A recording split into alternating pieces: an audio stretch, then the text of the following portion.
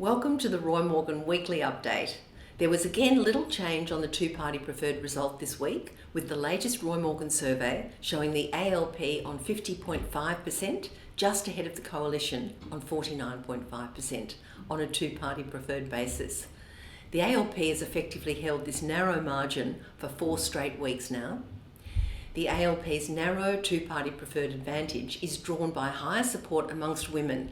Women support the ALP 53.5% compared to LNP at 46.5%, a difference of 7 percentage points. In comparison, men favour the LNP by a narrower margin of 4%.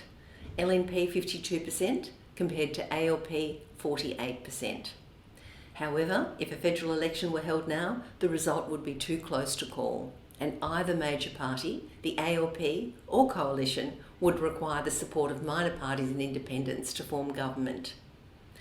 Despite not gaining on a two-party preferred basis, ALP primary support did increase, up 1.5% to 32%, which is still less than the party received at the last federal election. The Coalition was unchanged at 37.5%. ALP support increased at the expense of One Nation. They were down 0.5% to 5%. Independents down 0.5% to 9.5%. And other parties also down 0.5% to 3.5%. Support for the Greens was unchanged at 12.5%. There was better news for the government on other key indicators. Government confidence, whether people think the country's going in the right or wrong direction, increased 6 points to 80.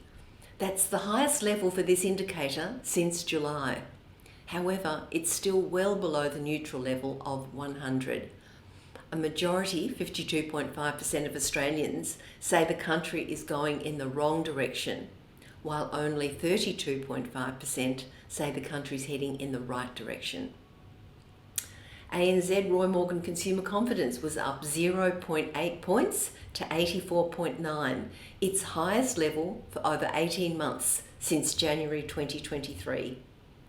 Consumer confidence is now on the verge of breaking above the level of 85 for the first time since early last year. This is an important sign that Australians are growing more confident about the Australian economy and the state of their personal finances. The increase to consumer confidence came before the Reserve Bank's decision today to leave interest rates unchanged, which should provide a further boost to consumer confidence this week. This week, inflation expectations were up 0.1%. So the ANZ Roy Morgan Inflation Expectations Indicator shows Australians expect annual inflation to be 4.9% per annum over the next 2 years. However, the 4-week moving average remains at 4.7%, the equal lowest it's been since October 2021. And now to the latest figures on mortgage stress. Roy Morgan's the only company to measure mortgage stress and report every month. The latest figures show mortgage stress has eased and is now below 30%.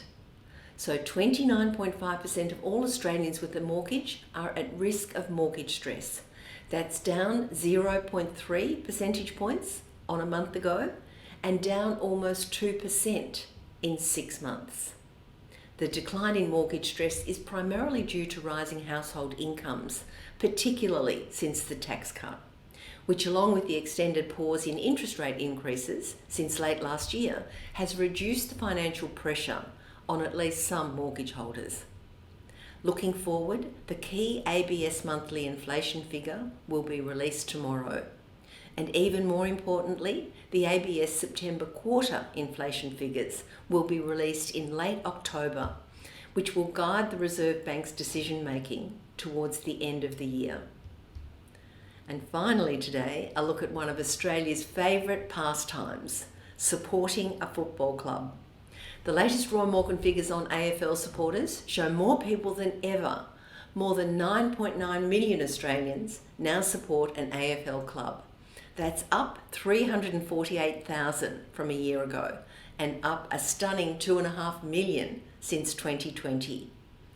Uniquely, for the first time ever, the two most widely supported clubs are in this year's grand final, and both clubs have more than 1 million supporters.